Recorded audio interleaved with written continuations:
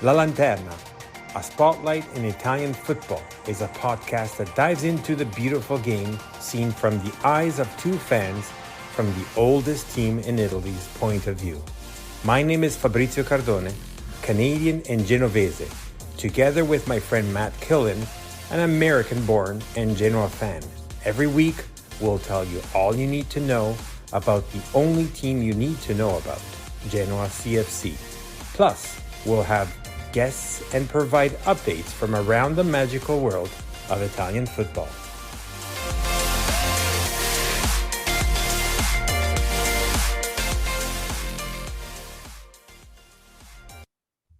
Benvenuti, everybody, to La Lanterna podcast. This is Fabrizio with my best buddy, Matt. Good to see you guys. Hey, Matt, how's it going? Going well. We're in the midst of World Cup day 2 already right now. Well, I guess day 3 technically with the first game on Sunday. So that's kind of exciting. I guess, if let's just shuffle it totally crazily around. Let's quickly talk about the World Cup. We're not going to focus too much about it because there's so many, I guess, different podcasts that are covering even more famously than us. And I don't necessarily want to compete with them, nor necessarily take their crown off. But let's quickly talk. So we're meeting. You and I are recording on Tuesday evening. Yep. So we've seen exactly. So we've seen or heard, or depending on how you're following it, and if you are following it, the US that have played against Wales. Yep. And we'll talk a little bit about that. And we're one day before the match of Canada, which is going to face Belgium, right? Isn't that Belgium, Canada? Yes, I just finished to watch the France Australia, and I don't want it to go the same way, but I don't think it'll be that lopsided, though. I think it's going to be a good match. Next, tomorrow's games are kind of fun. There's also Japan and Germany, which should be a good one, and a few others that I think look kind of interesting too. But the Canada Belgium one might be the best one of the whole group. So it's a later one, so it's the one playing a little bit later, 2 p.m. our time. Anyways, so yeah, let me just quickly talk about Canada because it'll be the fastest. It's 36 years. I can't remember now specifically the numbers, but it's a very high number since Canada hasn't showed up to a World Cup. We're doing the bets are not necessary to pass because the expectation is to do the best possible. Hopefully to be a total underdog or a surprise, not to saying to like a quarterfinal type of surprise, but at least to pass the group. It would be phenomenal and amazing. Most of the bets are happening around if there is going to be who is going to be the first goal scorer ever for Canada in a World Cup, because the last time Canada was in the World Cup, they didn't even score one goal. Even though the score line against was not the heaviest, they weren't able to score any goal. But anyways, so yeah, the bets are up for that, and the first one is going to be against Belgium. Lukaku is not going to be in the match, so that's a good thing on my side, on our side, anyways. And looking forward to that match. It's going to be at 2 p.m. Eastern Standard Time. I think it's going to be it should be a great match. I'm not sure how many of our listeners actually have followed the CONCACAF qualifying. Maybe not many, aside from you and I, rooting for Canada and the US. But Canada looked really, really strong in qualifying, and you never know.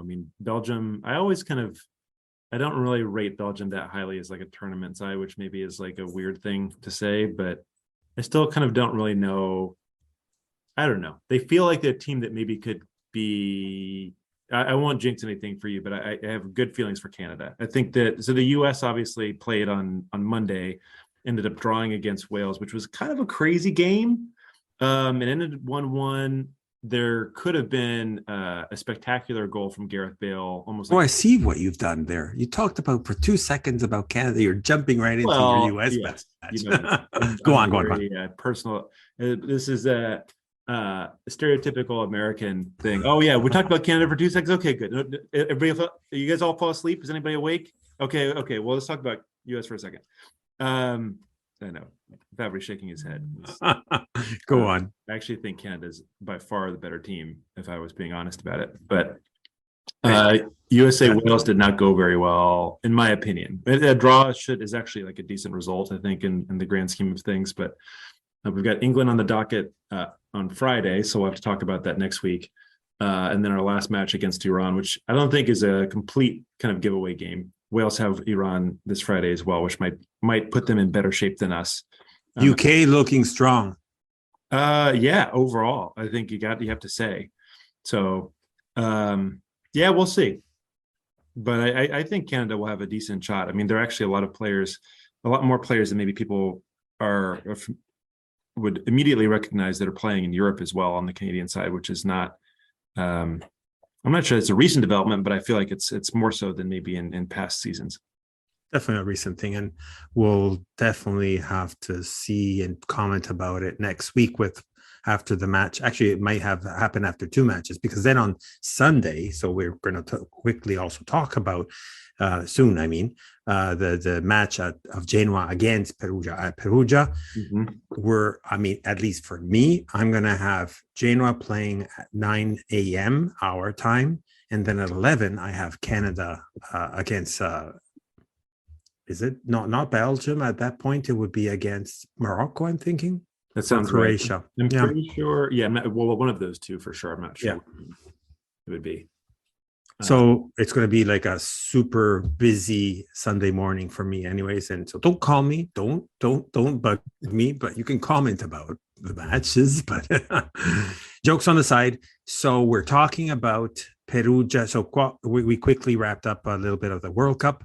We'll definitely talk more about it. Enthusiastic. I'm super pumped. I got my subscription. I'm not going to say to who, because they should have gotten also City B here in Canada, but they didn't. So I'm not going to advertise them. But nevertheless, while I'm working, I have it on the side, and it's basically so cool because from the morning, except the Argentina, super upset that I was like super in shock this morning. That's crazy. It's one match almost after the other one, and it's quite fun up until 4-ish p.m. anyways, 3:30 or whatnot. So I love, like, when people talk about, in Italian specifically, talk about, oh, I miss the old Serie A, Serie B, how they always used to play only on one day, one specific time. Exactly. I miss those days. I'm like, no, I want soccer every day, continuously, one after the other one. I don't want simultaneous matches. I want to watch them if I want to watch them. And the only way to do it, unless you're watching them recorded, is to have them one after the other one. So anyways, so yes, so Wales, I think my quick comment around that, the US was stronger, definitely, especially around possession on the first half. They should have closed it in the first half. They didn't, and they got hit badly on the second half. And absolutely, I agree with you. The tie was definitely fair, and Wales definitely battled till the last minute, especially after the penalty from Gareth Bale. Yeah, I think the US worry is in the second half, Wales made a decision to put on Kiefer Moore, who's like this really tall, I think he's like 6'4" or something, like forward from Bournemouth, who play in the second division in England. And Kiefer Moore was giving our defense a lot of problems. Ooh, a little Belgian ale. So are you like consuming the opponent beforehand? Is this like absolutely you'll piss out Belgium in the morning, and that'll be like a sign of things to come for? Yeah, Canadian beer and Belgian beer are, to me, the best ones out there. Well, German too, but I think that's actually fair. Canadian beer sometimes is underrated. Especially now with the microbreweries, it's amazing, the whole entire beer. But that's a different topic. It's a different podcast too, right? I think we could do a beer podcast if we wanted to. Absolutely. Well, actually, small parenthesis. You remember our guest Tobia? He started a podcast on vino. So he is I think it's a weekly podcast. It's a short podcast. I think it's 20 minutes. He has a buddy of his, like a friend of his or another expert, and every episode is talking about a different grape. So this one, I think, is Sangiovese. So then they have Cabernet.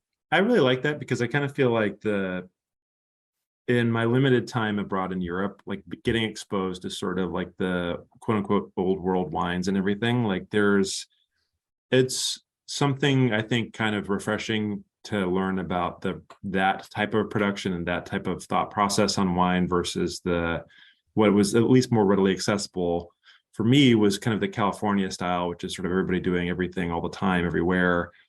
And that's cool, but it's a very different approach to kind of like really these kind of really specific, intentional kind of varietals and pairings and stuff like that happen mainly, I think, in Europe. So that's cool. I'll have to check that one out. So it's Grapes by Tobias Salvai. I'm seeing it on Spotify. I don't know how many other platforms, but that's where I listen to his podcasts. Great. Anyways, going on. So looking forward to tomorrow's match of Canada against Belgium. Hence the Belgian beer I'm drinking. And next that we're going to definitely have to talk about is what adjective you want to use? The revenge? No. The want to make it happen? No. The new face? No. The real Genoa coming out? What are we going to say? What do you want? Which one do you want to use? Oh, you talking about for the match on Sunday? Well, yeah. I mean, this is like, for me, this is like a win or blessing out moment, honestly. Like I know, so our last podcast we were talking about, we kind of gave like a little bit of like a counterpoint, because I know a lot of our fellow Genoani throughout the world, you know, it's frustration is the right emotion to be feeling right now. And, you know, questioning whether or not blessing should be in charge is 1,000% fair. I think we're kind of giving the counterpoint of, well, if we have a little bit more consistency, if we kind of keep with the project for a little bit longer, do we see results? Rome wasn't built in a day. Even Alex Ferguson had a terrible first year at Man United, like on and on and on and on. But I do believe, you know, we've had an extra week to prepare. We're going against a side in Perugia who, you know, I don't know if you would call them, Fabry, a historic side, certainly a historic place and everything else. Perugia? Fellow Griffin mascots. Yeah, that's actually a fellow Griffins, yeah. May the Genovesi Grifoni win. Yes, 1,000%. And I think like the expectation in this match is we definitely should. We're far and away a more talented side. This Perugia team is not really one of the better ones in Serie B. I think their main aspiration from the beginning of the season, no disrespect to our Perugia fans, has been to stay in the league. You know, that I think so. Yeah. This is important for us to actually come in.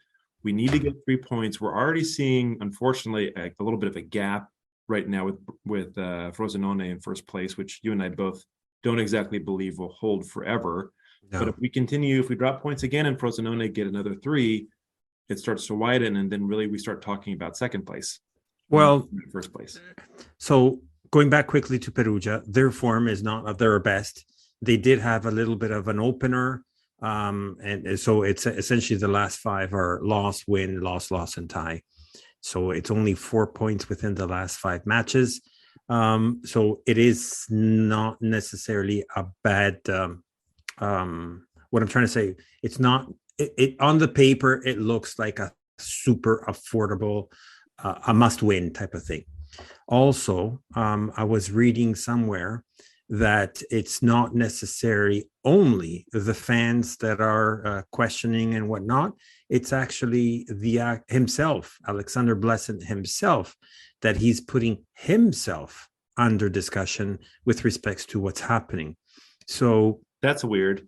So what was he specifically saying? Was he like, I also look inwardly, or was he saying, I don't blame you guys, you should put my head on the...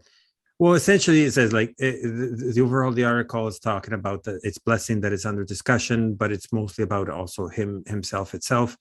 The fact that it's always the coach that is the first one to pay for the situation, meaning to be sacked and whatnot, especially when the results are not arriving.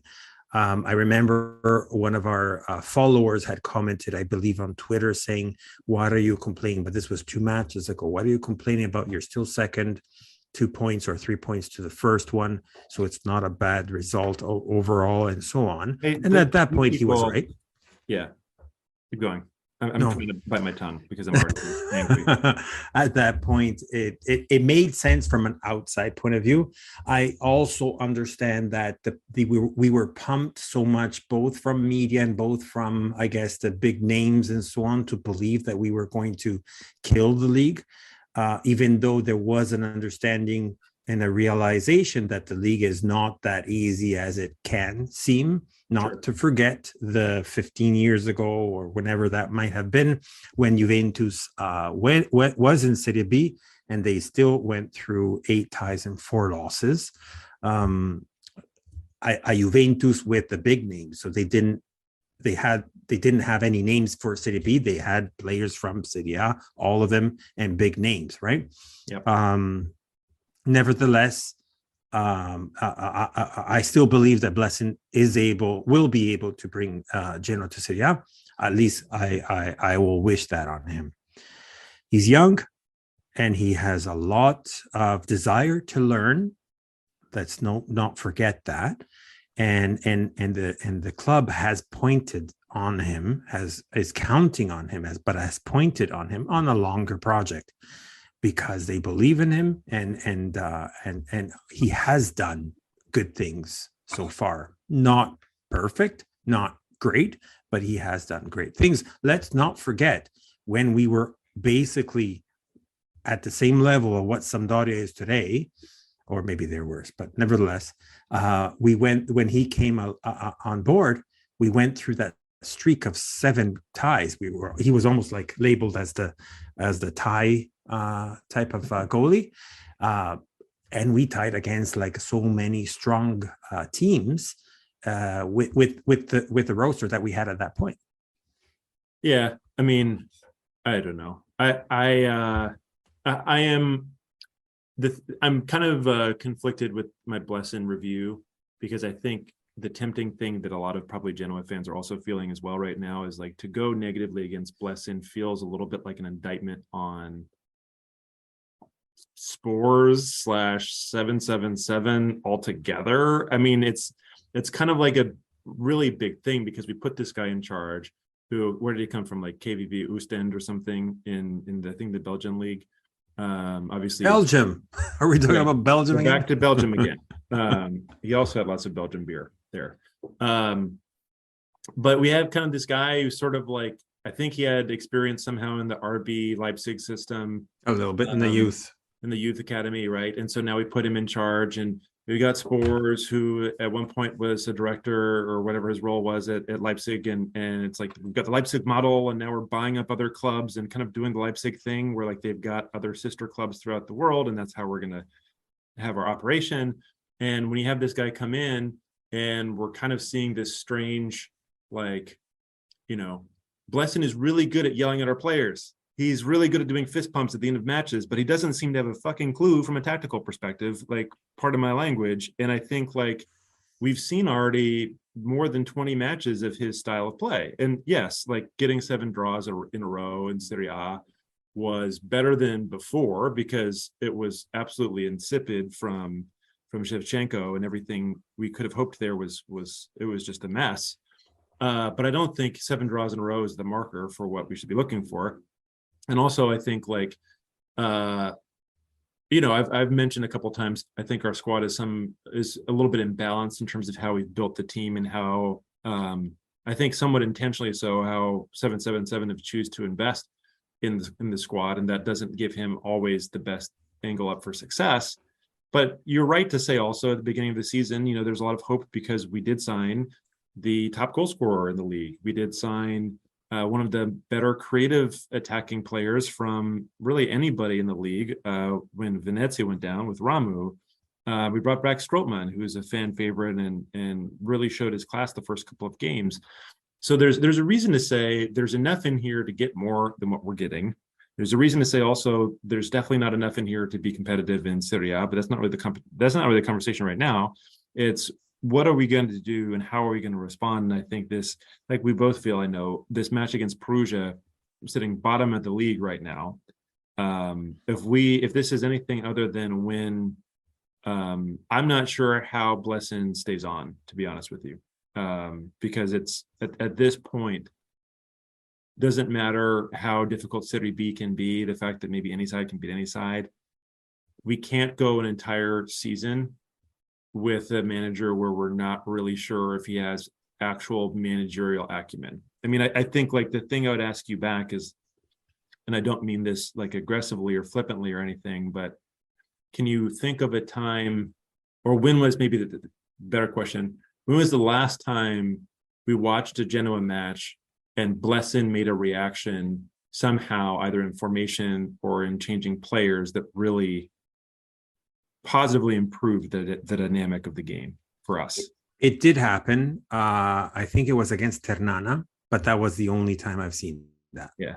I mean, it's like that match for me, and maybe like the last couple of matches at the end of the year when we went into like that 4-3-3 with Equipan, like those were sort of the only times. Yep. Yeah. And I think that's what a lot of fans are reacting to is, we've got this manager who's, screaming on the sideline and unity and all this stuff. And like, that's so good. That's always good if we're getting the results we need for whatever objective we're trying to achieve. I don't think it's good if our objective is to win the league. That's a good mentality for staying in a league. Let's keep that thought. I'd like to share that also with our guest coming on soon. Yeah. As I also wanted to open up with respect to the fact of, should we have sacked him at the end of the match against Como, or perhaps, as many people are saying, let's wait until Perugia, as that's his last type of option and whatnot. Let's also hear it from our guest. The only thing, so I wanted to quickly touch upon, because we didn't last time. So to recap quickly, match day 13 for Serie B, just briefly. So we know that at the end, because we've seen it and it's staring at us like for the longest now because of the international break, but essentially we have Frosinone first at 30 points, 5 points down, it's Regina. And then we have 2 points down, so 7 from the top is Genoa at third spot. Fourth, 21 point down, we have Parma and Ternana at both 22. At 22. Yep. Again, 1 point down, Bari, sixth spot. 1 point down again, Brescia and Südtirol, 7th and 8th spot. 1 point down again, Ascoli at 9th. I'm going to stop there because even Cagliari, which is 10th, is like 2 points down at 17 or 10th spot. Just to say that again, and that's to your point before, to say we cannot pause anymore, is from the 9th spot to us. I'm not going to even include the Regina, but just to us, besides the fact that it's like 1 point to each other, there's like 4 points among 6 teams. So it just takes 2 seconds to drop down to the 9th spot. My point is. Right. And I mean, right. So there's a little bit of a gap between Frosinone and Regina, and even where we are. But in the cluster we're in, it's pretty critical that we start to get a result and you start to see more of this clustering up. I think you can also say we get a win against Perugia and maybe we see Regina lose. We might be feeling a little bit better being in that second position too. So like there is that on both sides, but it's definitely a crowded group within these kind of promotional places, which is kind of remarkable, honestly. Like really any side in that kind of combination. And I put Ascoli in that mix and Cagliari, even though they may be farther down in points a little bit at 17. There's a lot that could happen in this league with all of those teams involved. Yeah, absolutely. Let me actually add one thing, and then we'll talk about the match day 14 after that. But being that you talked about Frosinone and Regina, and if we do get a win, what happens? Let's not forget that Regina is playing at home against Benevento, sort of like a big disappointment of this year, based on whatever the expectations were from the beginning of the championship. Yep. And we have also Frosinone at home against Cagliari. So, I mean, it's not going to be easy for either either teams, even though Benevento form is doing a little bit better. After 2 losses, they got 2 ties and then they got a win. So it seems like it's improving. To that, I wanted to talk about quickly, to wrap up just quickly, match day 13. So we had Nana Brescia 0-0. Then we had Venezia losing at home against Regina, hence their second spot. Yeah. Spal Benevento winning. So that was their win that I was mentioning to you just 2 seconds ago. Parma Cittadella 3-1 slam bam against the poor Cittadella, which is still struggling to get their form compared to the latter years. Modena Perugia 1-1. So a Modena which was getting a lot stronger, kind of like you saw a lot of, they got the dip again. And continuing with the 2 losses, and now there's two ties after one after the other one. Cosenza finally woken up and winning at home against Palermo. So we are seeing Cosenza getting a breather, going to the 4th last spot after 4 losses. They finally get a win. Yep. While Palermo, after 2 ties and 2 wins, so they were gaining up in the standings. Then they lost at the home of our friends Lupi Rossoblu in Cosenza. Cagliari Pisa 1-1, sort of like a stale match, but at least 1 goal apiece. And lastly, oh no, there's 2 more. Sorry, Bari Südtirol, again our Cinderella. Bari, like I don't know what happened to them. That's what I'm expecting eventually to see from both Regina and Frosinone, to have some sort of like that flex. In fact, now we see Bari at the 6th spot after 2 losses and 3 ties, so only 3 points in the last 5 matches. Right. And lastly, we have Frosinone. Stats are really against them, meaning that the match was super ugly for what I heard. Ascoli losing at home against Frosinone 1-0, with Frosinone just very few shots on goal and very little ball possession and whatnot. So it was sort of like a lucky match for them. Yeah. So that was the wrapping up of match day 13, and we're heading towards match day 14. We talked about Regina, we talked about Frosinone, their next matches, Cagliari, and whatnot. We need a win at Perugia.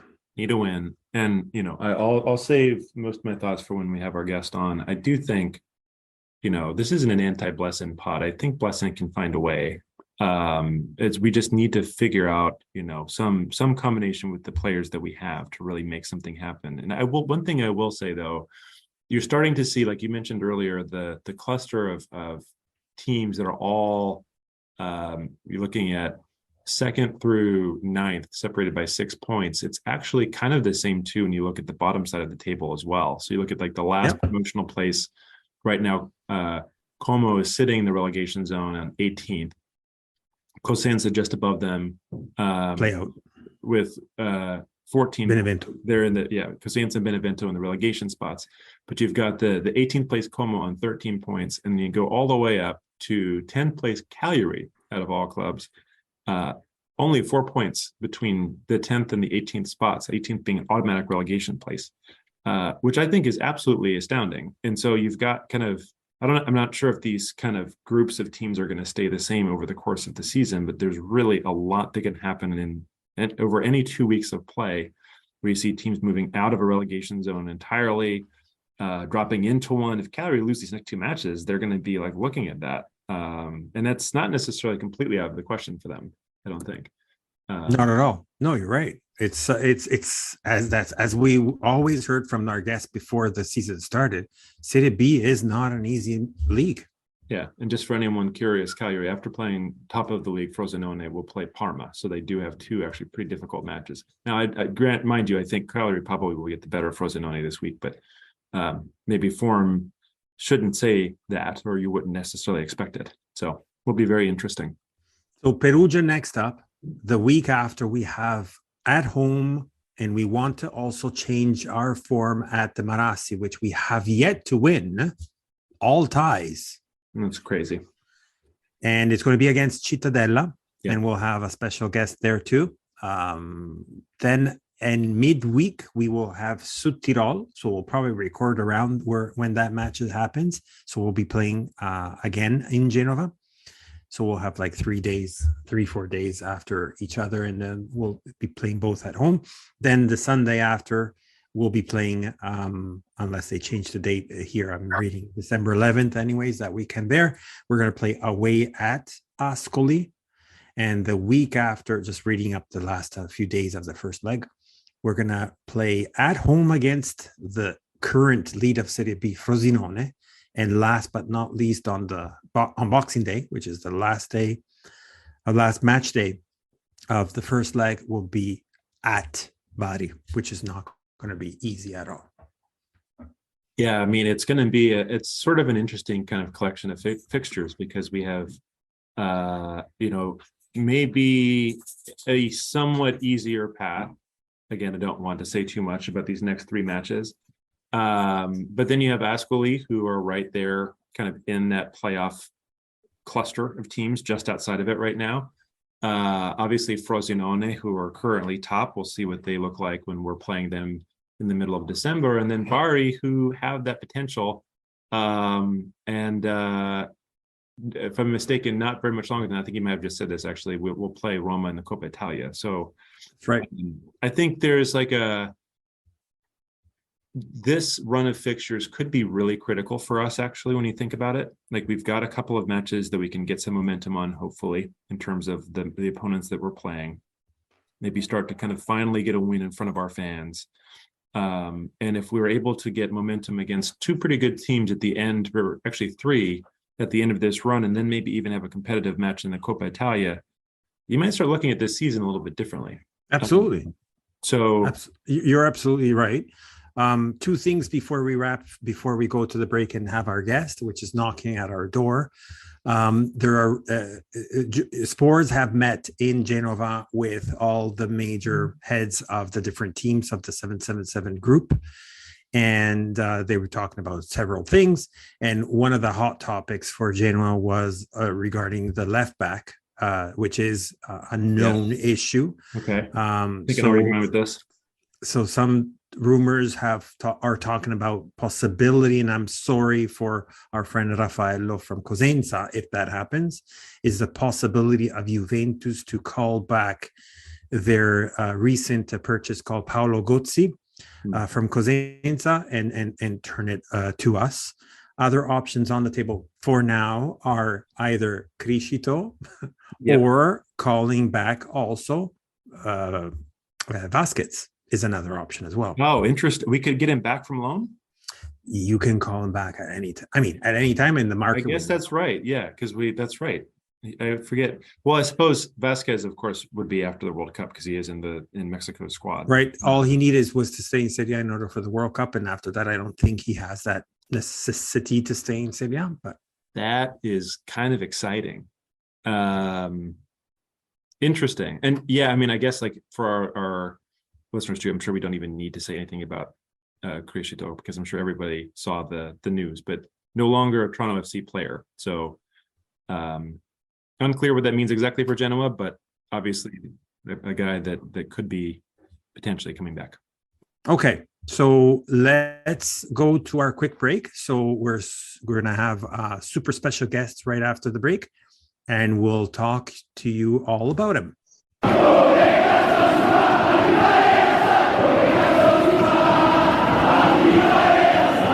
My name is Fabrizio Cardone, and I approve this message. Welcome back after the break for our second half of La Lantena podcast. With us, we have a special guest coming all the way from England. Specifically, I'll leave it to him to describe everything that we need to know about him. And I want to actually welcome to our podcast, Genoano, not native from Genova. So another Matt, we're starting to find more and more of these beautiful fans that are becoming Genoani. He will tell us all about him. And welcome to our podcast, Zach. Welcome. So, buongiorno, or should I say really, buonasera. That's right. We're recording at 6:20 for our time anyways on Eastern Standard Time here in North America, but that means that it's quite late for you, isn't it, Zach? Yes, it's about 11:20. So I have been drinking lots and lots of tea just so I can get through this recording. We wanted to thank you, first of all, for your availability, especially also for having recording at this time of night. So apologies, and also thank you. No worries at all. It's a pleasure to be on here. So, Zach, first of all, again, welcome, and tell us a little bit more about yourself. Who are you? What brought you to Genoa? And I guess if you're following other sports or other teams or whatnot.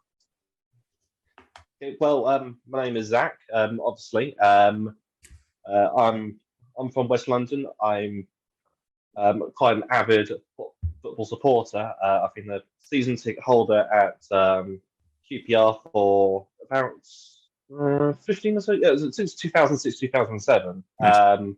I watch a lot of semi-professional football when QPR are not playing, and over the past couple of years or so, I've started following a team in Italy. You may have heard of them.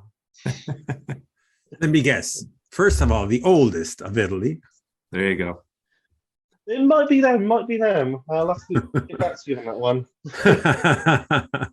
So, what got you to follow the Rosso Blu? It's a bit of a funny story, really. My brother purchased a bunch of random football items and put them in a box as a Christmas present for me, and it contained several items: a Germany scarf, a Sporting Club of Portugal hat, a couple of shirts from a couple of teams over here, including St Johnston's goalkeeper shirt. Oh yeah, there you go. And a pair of Genoa tracksuit bottoms, or I think you call them joggers over your side. Yeah. Yeah. And it just kind of stemmed from there because I am a football shirt collector, as you might have guessed from my profile on Twitter, and just kind of like spiraled from there. Like I found one Genoa shirt. It was like the St George's Cross one from 2019-20, the Kappa one. Oh yeah. Yeah, beautiful one. Yeah. Yeah. Then it just came another shirt, then another shirt, then another shirt, and another shirt. Because I realised I actually quite like the design of Genoa's kits. Then I dug a little bit deeper, found the the historical connection to England, and now I am a member of Genoa UK, and I'm now doing things like this. There you go. Which, if you told me about, if you told me back in 2019-20, I'll be,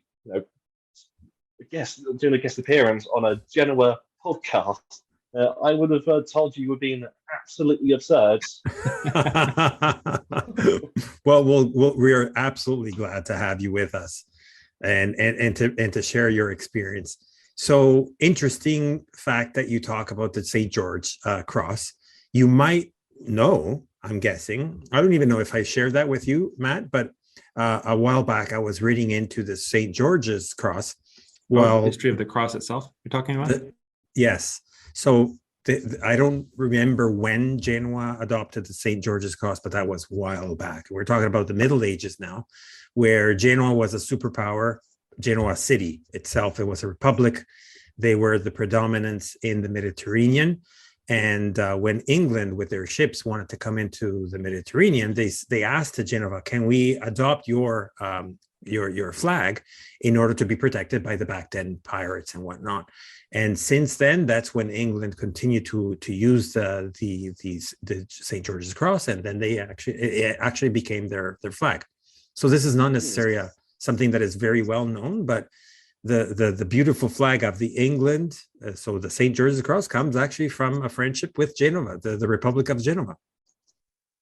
Funny enough, I actually have been doing a lot of reading into like the connections, because I am trying to write a piece about the English connection between Genoa and England / Britain, and I did actually stumble upon the fact the Cross of St George is, well, said to be originally a Genoese symbol, but also, as I don't know if this is true or not, but the colours of red and blue.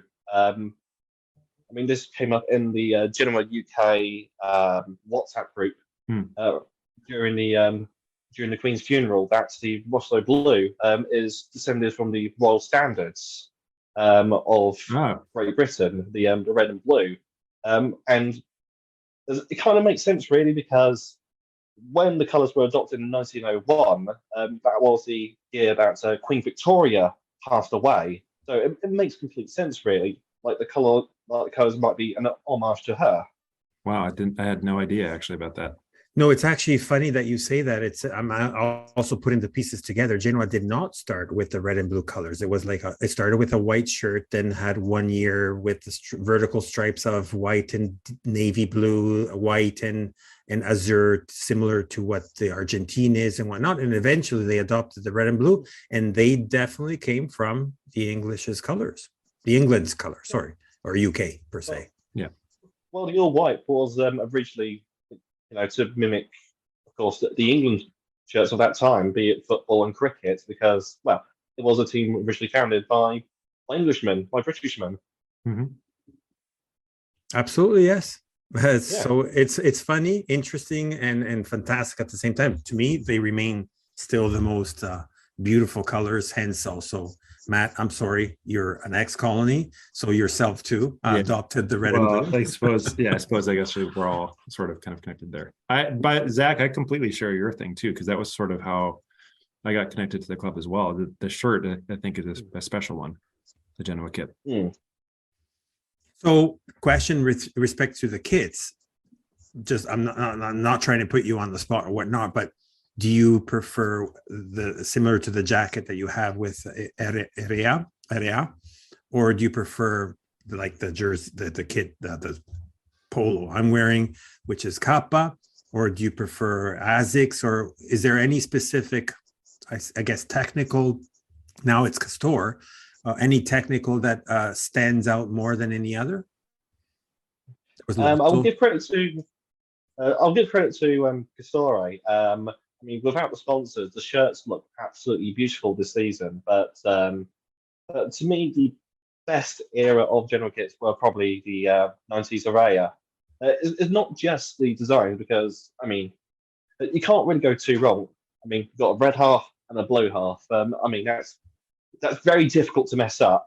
But it's the patterns within those. So because with 90s kits, you had a bit more freedom to have patterns within the shirt itself. And if you have a look at those 90s kits, you can see the subtle patterns like the Griffin, like Araya diamonds and things like that. I mean, I'm recording in a separate room at the moment, so I can't really run down and grab it. Actually, but then again, this is a purely audio thing, so there's no point me running and grabbing a shirt to show you. We could describe it in detail. We could. I need more tea.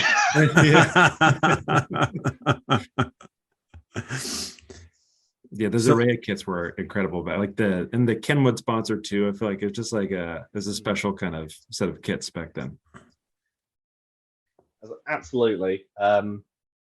Absolutely. It's even the first shirt from that season, which was just a standard Araya template, because I think the same shirt was used by lots of Metz and Lorient in France. It still had the badge from that season put into the pattern. Yeah, that sublimated design that's like such a famous like 90s thing. I don't know why. I guess maybe it cost too much or something, but like that's like a football shirt to me. Is that pattern? That's what I grew up with as a kid. Everything was like that. You had like those kind of underneath designs and everything that everybody was wearing. Part of the decade. Definitely part of the decade. Yeah, we got all memories from different decades, anyways, right? Yeah. So, Zach, so let's go back to your ties with Genoa. So you said that you're part of the Genoa Club UK. How did you get to know them? Yes. And I guess I know it's the biggest club outside of Genoa. Mm-hmm. And tell us a little bit more about your experience with them. Well, how it came about is, for some reason, a post of mine kind of spread across Genoa Twitter, and then Genoa UK started following me. I think they were only on Twitter for like maybe a couple of weeks or so. Then the president of the club, Luca, sent me a message saying, "Hey, we are a thing. you're welcome to join us, and then just kind of stem from there. Like the first match I went to was like with Genoa UK at the pub we all meet at. Was the Palermo? Yeah, it was the Palermo game. Oh yeah, And yeah. and I just went along to this thing thinking, okay, let's just meet these people, see what they're like. I mean, if it's nothing, too special, then maybe go on occasion. But no. Everyone has been just so welcoming. Honestly, they are just some of the best people. I mean, being the strange Englishman, I don't understand half of what's going on because my I'm only my, laughing because my, I can relate. yeah, my Italian skills are well, even though I feel they're lacking at the moment, they were virtually non-existent back then. So I have been learning since. But yeah, honestly, Definitely a different way to learn a language, I guess, right? yeah. But what I'm struggling with is, of course, with Italian, pretty much like British English. Of course, you've got regional dialects and things like that. So I'm, of course, learning basic Italian, but also I have to try and figure in regional dialects. But no, honestly, everyone has just been so lovely, and I'm definitely a very proud member of Genoa UK. So much so that I've agreed to go to the Christmas dinner with them. That's fantastic. Yeah, and it's just I love that. Oh, and that's so it's much. just when you think about it, it's just so strange. Back a couple of years ago, I didn't know this club existed, and now I'm going to a Christmas dinner with them. I mean, it's hilarious to me, and I'm sorry. I guess you guys won't be experiencing this on the podcast, but just have my video off for sake of internet issues over here. But it's such a funny. I can relate to like everything you're saying, Zach. I'm glad you're being so candid about it because, like, I still explain to some folks every now and then that I'm a Genoa fan, and they're kind of like, "What? Like, wait, how did all of this?" Start and I think like when you get like for me one of the biggest things was the club in New York too, because you start going to matches and everyone is they're really welcoming. We've got Fakasha that helps and it's also such a like boisterous group too. Like I was talking with there were some folks that were from Genoa who came by and watched one of the games recently. I think it was I'm blanking on actually the game it was, but we were discussing afterwards that some folks had tried going to the Bologna club because there's a Bologna club in New York, and I shouldn't sit on this because I think we hosted this guy one time, but they're like, yeah, the Bologna club isn't as fun. They're not as loud. Is that what he said? Yeah. So I love that it's like that in the UK too. That's amazing, and that also you're like really part of that group. Yeah, we had Tobias Salvai. I don't know if you had a chance to meet him because I know he's up in Scotland, but he's part of the UK General Club UK as well. Yeah, I've seen his name on the WhatsApp group, but I've not had a chance to speak with him like one-to-one. But Matt, it's funny what you brought up about the thing in New York. People asking why this, why that. I mean, I had a similar experience when I first met with Gen UK, but also I've been on the other side of that as well because I mean, when someone does follow your club, you are curious as to why. Right. I mean, there was a few years ago I went to a bar in New York where they were showing a bunch of things. I can't remember the name of it. Is that the base of the Empire State? You probably know what it is. Yeah, it must have been either Legends or maybe Football Factory or something. I think it was Legends. That's the one. Yeah, Legends. And I went to there because they had QPR NYC there, so I went to watch the game in there, and I was asking like New Yorkers pretty much the exact same question people from Genoa UK were asking me. and Genoa fans would have been asking you. Yeah, Really? exactly. It's so funny. I mean, it's cool though, but it's obviously like it's a curiosity, but it's like a welcome curiosity too. You know what I mean? Like it's not like it's just more like, huh? You know. And then Matt also had the experience. I don't know if you had the luck, I guess, to go, or if you had a chance to go back to Genoa yet, to Genova City yet. But Matt went also to see, even though it was a sad match itself because we were already relegated, he went to see the last match of Serie A last season at the Marassi against the Bologna. And even though we lost, it was just like descriptions, I'll leave it to him, but essentially it was just like phenomenal. Even further made it, I guess. I'll just let him describe it. But yeah, well, I mean, I know Zach. I mean, I'm sure if you've not been going to the Gradinata, I'm sure you would do it proper and have an excellent time there too. But it was something cool to be part of that and actually kind of be at a match and experience it. Even didn't see any of the match really because there were, we're in the Gradinata, there's banners and flags everywhere and pyros and smoke bombs and everything happening. But it was amazing just to be a part of that and just to see like that many fans after a pretty disappointing season together. It was pretty cool. So I'm yet to go to Genoa. I'm yet to set foot in this league, to be honest. But it is something I do want to experience. I mean, just some of the photos and videos coming from the Gradinata Nord are just absolutely insane. I mean, there's a guy I travel home with on the train from the pub, and he's shown me several photos and videos, and even though you can't really see the pitch, just through mountains upon mountains of flags, it looks amazing.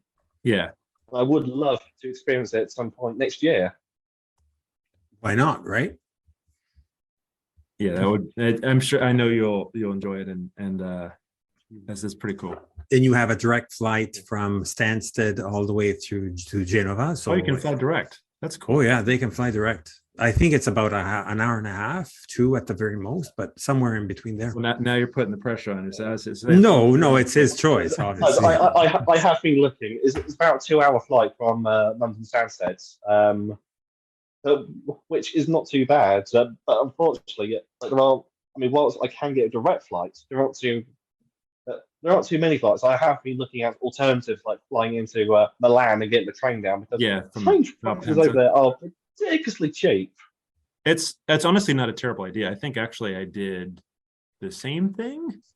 No, that's not true. I flew into Munich actually, weirdly, and then from Munich there. But the Genova, trains right? from Malpensa, into Genova. But the trains from Malpensa are not bad at all, and they're actually kind of nice too. So anyway, it's definitely, you have all the choices that you want. Yeah. Having said that, so now that we can consider you like a fully fledged Genoano, what's your take happening now of the season? Besides the fact we all know the fact of being relegated nobody likes that. But the season started, highs and lows and whatnot. So give us a take of what you feel and whatnot, and then we'll have a specific question that we kept it a little bit on pause because we wanted to have like a 3-way conversation after that. Fair enough.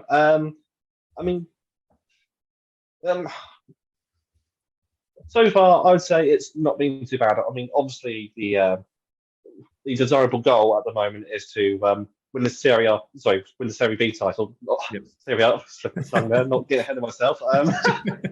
Now, obviously, the desirable thing would be to win the Serie B title. But the thing is, though, that even though there have been some frustrating games, I mean, I found the game against Como especially frustrating. yeah, Considering the fact that we are a team that are fighting for the title and not in a bad position to go for that title against a team who are bottom 3. The fact that they were on level par with us was quite frustrating.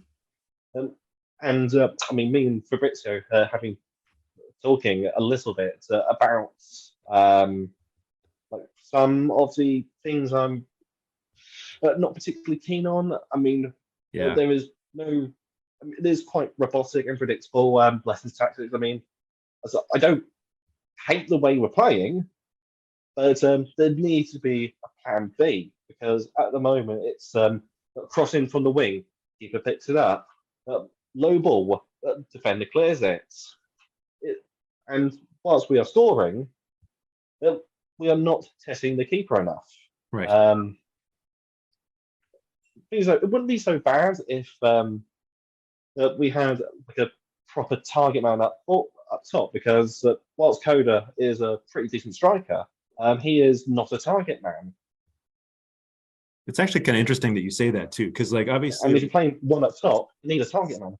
Yeah, because we signed him obviously as like our number 9, and I think he's sort of is a true number 9, but in a way, yeah, I mean, you're totally right. He's definitely not a target man. He's not like a big guy in the box that kind of creates that sort of miscommunication or can kind of shove some folks out of the way or even just kind of get to a header before anyone else.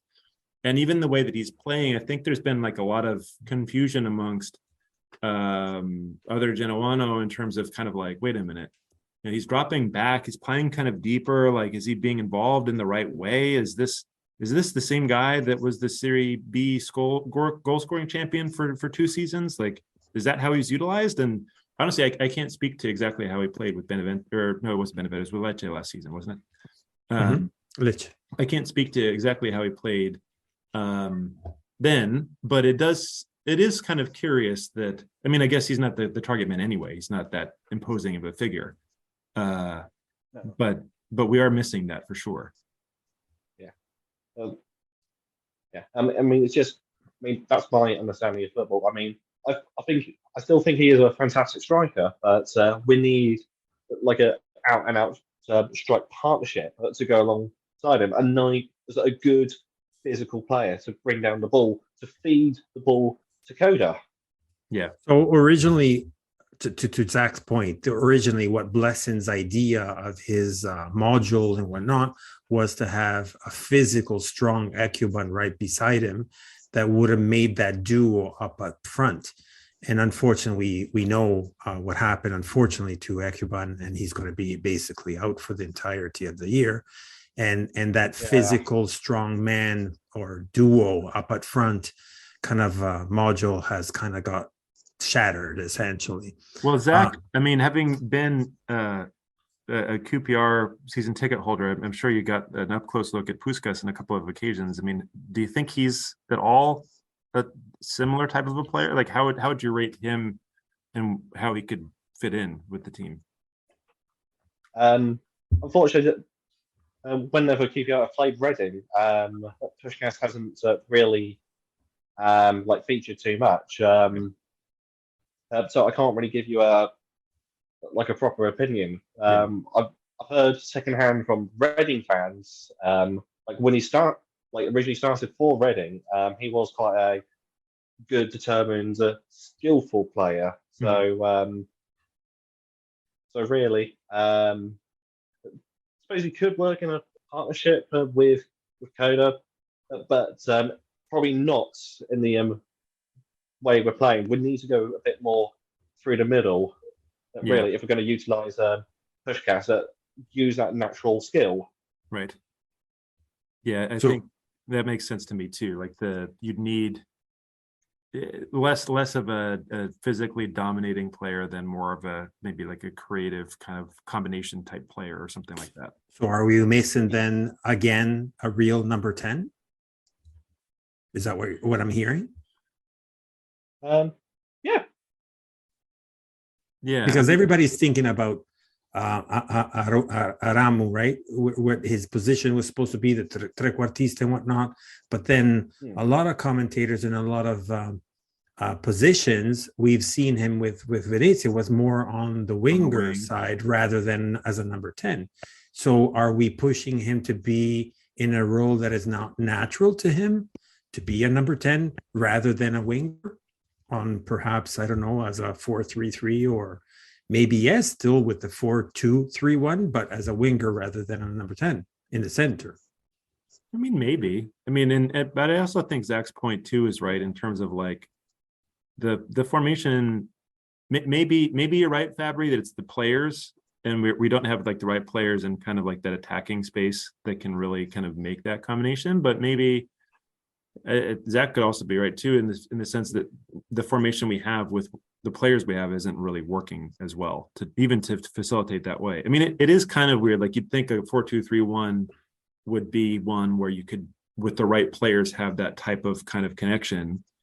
But like I've never hidden the fact of being not a fan of the 4-2-3-1. Yeah. Never hidden that.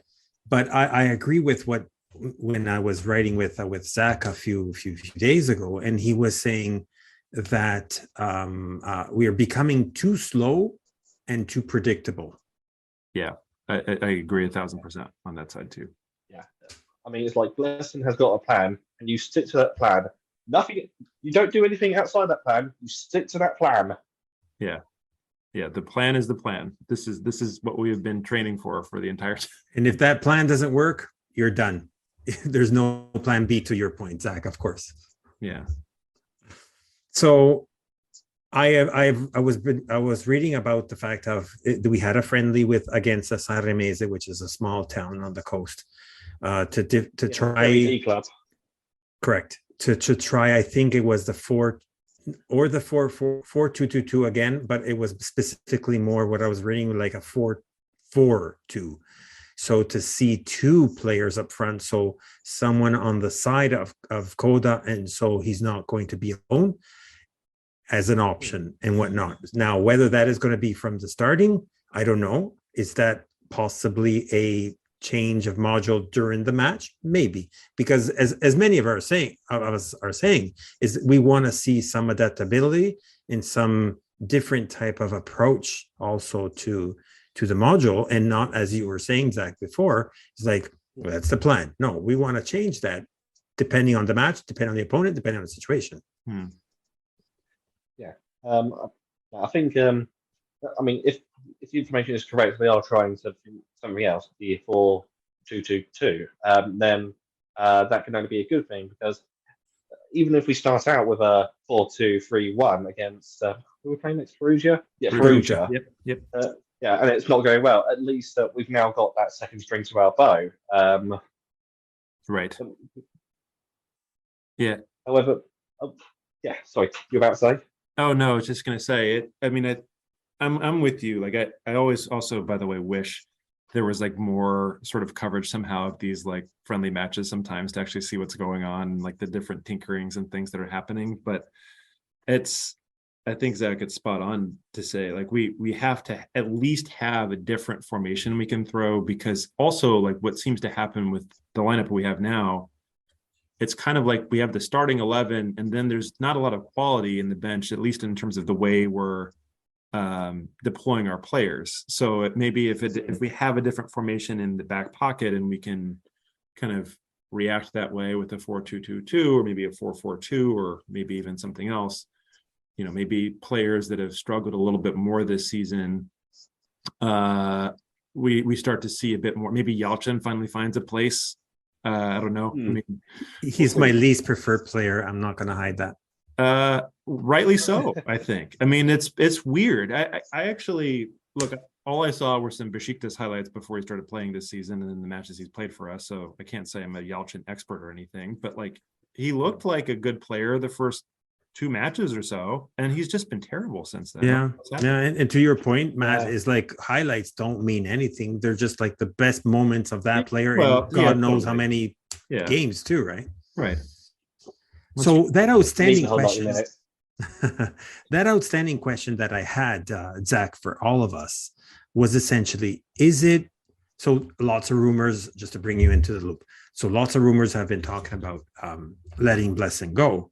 because of, again, only that plan, nothing else, being predictable, being slow, not having the results that we were expecting, perhaps even overblown to what potentially the players are. Maybe the players are overblown to what they actually are, whatnot, and so on. So the question is, if Blessin is the issue, and having said that, I want to put a prefix to say the coach is the first one always to jump the ship. Mhm. Well, to be kicked off the ship, mind you.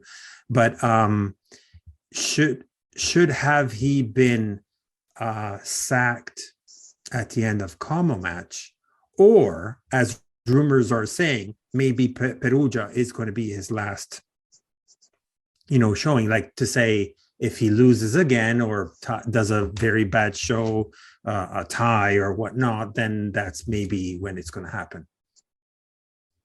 Well, if we get a bad result against Perugia, be a draw or a loss, I mean, it's definitely going to put him in jeopardy because looking at the table, if things go really against us, not just Perugia, but the rest of the games in the league, then we could wind up in 8th position below Südtirol, who currently occupy that space. I mean, personally, I would still give Blessin a bit of time because I do think he is a good coach. I mean, I'm probably going to be proven wrong. I would still give him a couple of weeks, regardless of the Perugia result. I mean, maybe get to the Südtirol game and then make a decision. So a new manager can come in, assess the squad, assess everything, and then they could come in January and make the necessary signings, make the necessary tactical implementations. If there is a decision to be made, don't leave it until January. Right. That's a good point. I guess just to re-say in my own words, is this essentially you're saying Perugia and or Cittadella and Südtirol, which are the next three. Mind you that the Südtirol match is a midweek match. So it's like 2-3 days right after Cittadella. You're saying, well, let's throw and we're not, again, to Matt's point, we're not anti-Blessing, but if in the event it needs to be changed, might as well do it during a whole bunch of matches. So we're not waiting until the end at December 26th against Bari and then give this potential new coach just only 2 weeks before they can do something, which I think the first match is going to be the Coppa Italia match against Roma, which can be also useless at that point. And then start the league again against Venezia at home. Is that what basically I've heard, right? Yeah, that is basically what I'm saying. I mean, that Coppa Italia match against Roma. I mean, it'd be nice to have a cup run, but thing is though, the cup is definitely not the priority. It's the league, but the cup run. Sorry, the Coppa Italia could be a good testing ground for these new tactics. For sure. But thing is though, I don't think we should be too hasty, as I was saying, because I mean, it's because of the way Italian football works. Really, I mean, it was only a few weeks ago we stopped paying Shevchenko's wages. I mean, how long will we be paying Blessin's wages if we get rid of him? True too. I mean, it's a sensible point in many ways. One, to be pragmatic with the time that we have, because we're not exactly in like pull parachute mode. Like we cannot automatically qualify level at all. Like we're 2 points off of that place right now. It's a frustrating time, and I think we're all feeling that way. And I think there's a good reason for people to look at Blessin and say, what are we doing? But so this is what we always have been getting ourselves into. You're seeing Shevchenko, which was a failure, a bad choice and whatnot. So they're thinking that maybe also Blessin was a bad choice, or they're starting to point fingers, which is your typical fan. No offense to them, but I guess, like a very emotional type of approach or choice or comment or thinking. Yeah. But I see Zach's point is like, let's don't just shoot him off of. There was a plan in place. That there was a choice, even though we got Blessing at a very bad moment. I'm sure that the choice was, okay, listen, do what you got to do. We know we're not going to make it. If you do, great. But if we know we're not going to make the remaining Serie A. But our plan is like a longer term, and we want to build around what you want to, like what we want to do with you. And also that could be the reason why we're still waiting.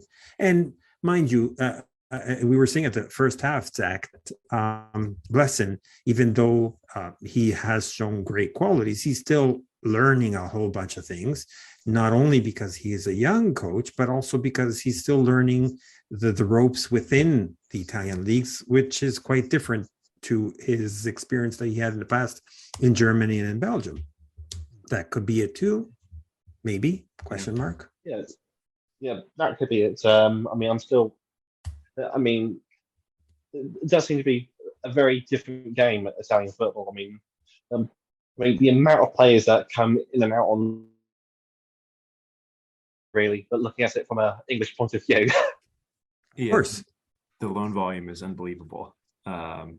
We saw that firsthand, I think, a couple of seasons ago when we basically had like half of our squad gutted when Sassuolo won their players back. It's just like, what the hell happened? Pretty difficult. What to say? So let's give him some time. That's fair. Let's don't. Yes. So from an Italian perspective, so this is my 50% or whatnot of Italian that is speaking now, I'm hearing a lot of resentment against the fact that he's foreign. And that's kind of bothering me in a way, because it's not the right mentality that you want from a larger, big club itself. Because what happens that day that we're larger, more famous and whatnot, and are we going to still have that type of, if I may use this term, provincial mentality of saying, no, we only want someone that is Italian, someone that is experienced in that league and whatnot. I don't know. I just don't feel that the reason is not necessarily because he's foreign. The reason is he needs to be a little bit more flexible. And I think that's the part that he has to work on as a coach. Yeah. Not being Genovese or Italian, personally, I don't understand that mentality, or even knew that mentality existed. But if it is based around that mentality, it's a little bit strange, considering the fact one of the greatest managers in the club's history was English. And if you think about some of the legends that played for the club, especially the likes of Milito, are they Italian? Are they Genoese? That's right. No, you got a good point.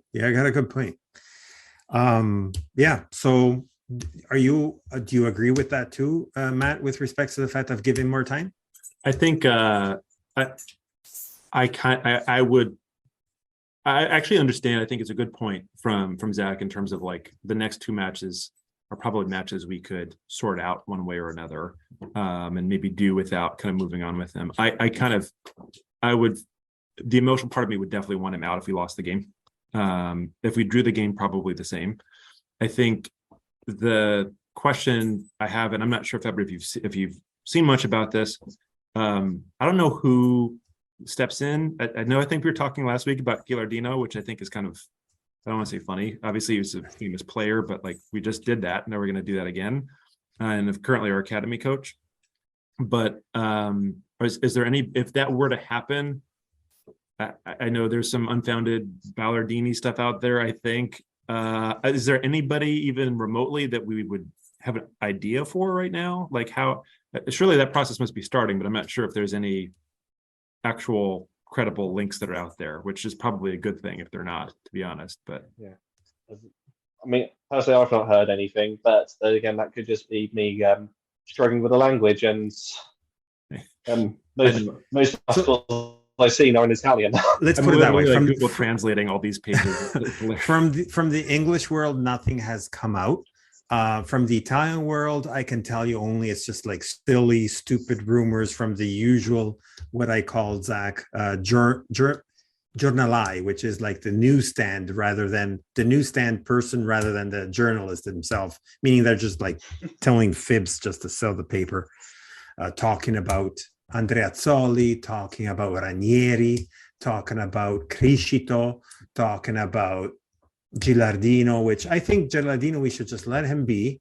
Yeah. Mind you, that's not necessarily what's happening to Palladino right now in Serie A with Monza. Yeah. But, there can be some rare situations and whatnot. I still think that he needs a little bit more experience before you can throw him into the mix. Maybe a year, maybe two more. Like, then maybe he might be ready, but I don't think he's that ready yet.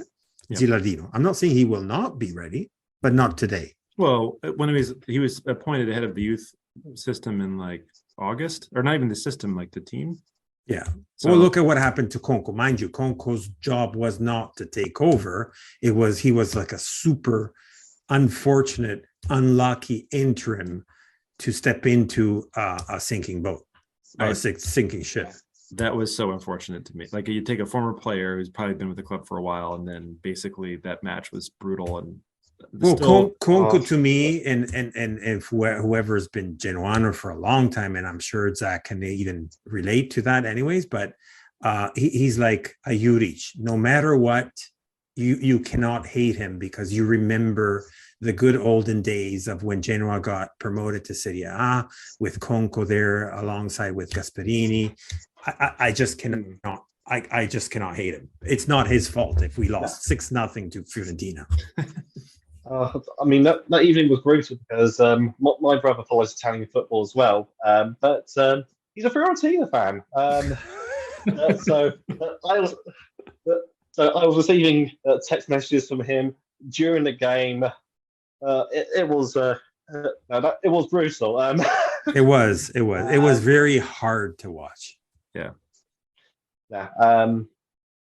Whoever was in charge of that game, whether they had plenty of experience of managing, or it was their first time ever, like Conco. I mean, it would have been surprising, really, if they got a draw or anything like that. So 6-0, while it was heartbreaking and brutal, it wasn't exactly much of a surprise.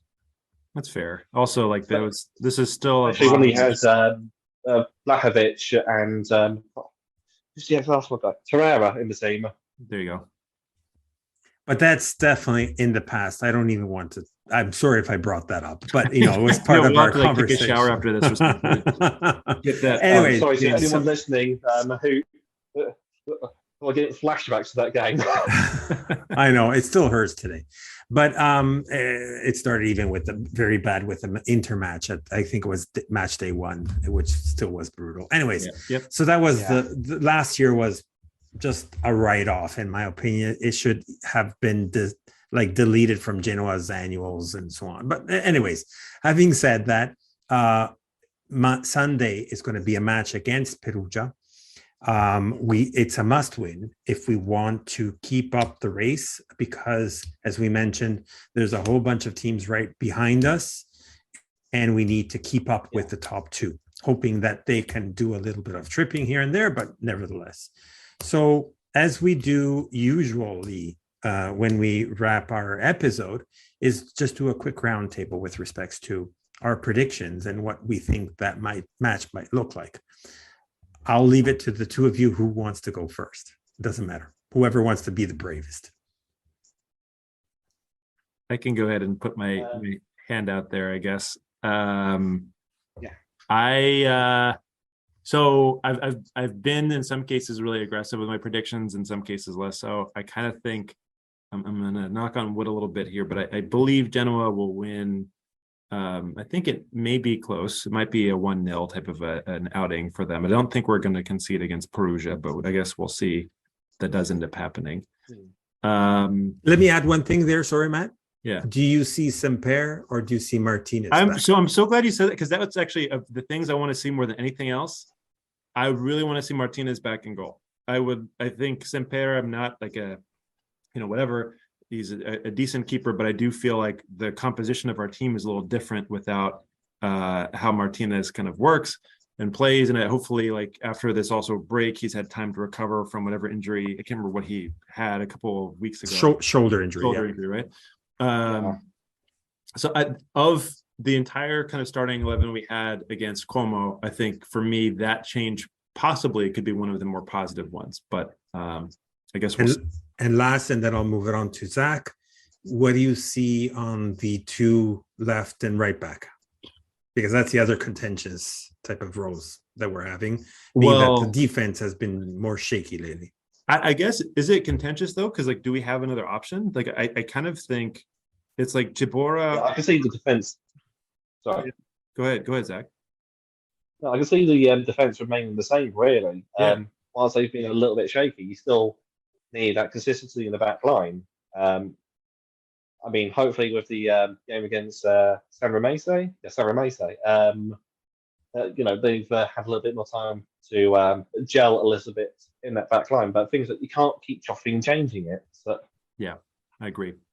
Definitely, that's a topic of conversation for the January transfer market. I think both Sabora and Ilsanker will not necessarily be on the starting 11, but my understanding is they're back from their injuries. So they'll definitely most likely be on the bench, but you're right. Most likely it'll be Sabelli and Hefty. Or, I mean, do we have Friendrup again? Do you think that? Oh, that's another option. I don't know. I mean, I don't know. I mean, I think Friendrup will start one way or the other. I actually thought it was very strange that he played a left back last game. Like I remember him playing. Doesn't he normally line up on the right side? That's usually what happens, but depends on who you put there too. Yeah. Sabelli is quite good on both sides. Yeah, right. I think Sabelli will be in there.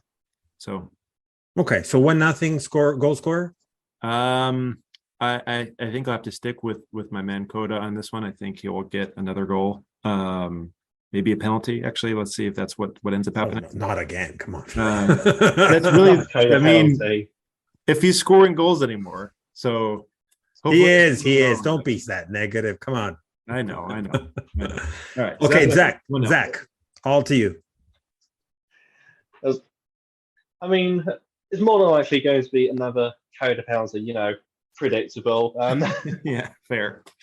But no, I'm feeling strangely confident, really. I am going to say,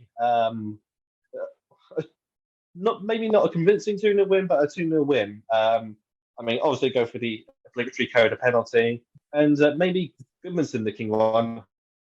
There you go. Interesting. I think Goodmanson's due also. It's been a minute, I feel like, since he's had a good goal. Yeah, that's true. There's been a few matches also that he's not been doing that great either, right? Yeah. A little bit of lower form, whatever that might be, and whatnot. Okay, so if I'm next, I'm gonna have to 100% side with Zach. Actually, I'm confident that it's going to be a good sign. I think it's going to be a comeback of shape and form. I do agree that I think it should be, and I want to see both Coda and Goodmanson on the scoring sheet. If it's not going to be Goodmanson, it's going to be whomever is going to come into the second half as a replacement, just to bring up some shuffling and whatnot in the front. Interesting. But yeah, I think it's going to be a solid match. Unfortunately, I think that on our side, we have a negativity on the Ferraris based on the fact of, we're not at Ferraris. Sorry. So on the away side, we have that good shape and form, except for the Regina and the Palermo. It's like whatever that happened there, because we were all upset because we didn't deserve that loss. Regina's a different story. Well. Yeah, exactly. Regina's a different story, which was a little bit of a copycat, a different way of a copycat against Como. Yeah. So if people want to reach out to you, Zach, how can they reach out to you? They can find me on Twitter at This Might Be Zach. They can also find my football blog at VFT Kit Room, known as View from the Kit Room. That is on Twitter and Instagram. Also, www.viewfromthekitroom.co.uk. Perfect. So I'll definitely share those that information on our posts. So we're at a wrap. Thank you very much for being our guest, Zach. This was fantastic. And again, I want to thank you very much for your availability, for the time difference and whatnot. It was a blast to have you, and we'll definitely have to have you more and more and more, because now you're our expert from the UK. It's been an absolute pleasure to be invited and to take part. So thank you very much for having me on. Thank you very much. So drop us a comment, likes and whatnot on our social media, Instagram, Twitter, and Facebook, and give us comments and feedbacks and whatnot. And looking forward to hear us again next week. Same place, same general time. Podcast. We'll probably still be released on Friday, as always. Yeah, because that's what we're trying to record even earlier, but then it still comes back on Friday. Anyways, so Yes. At the end, as we always say, Forza Genoa. Forza Genoa.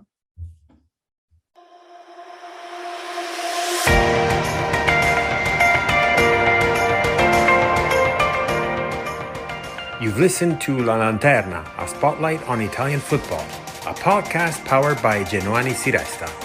Thank you for listening, and see you next week.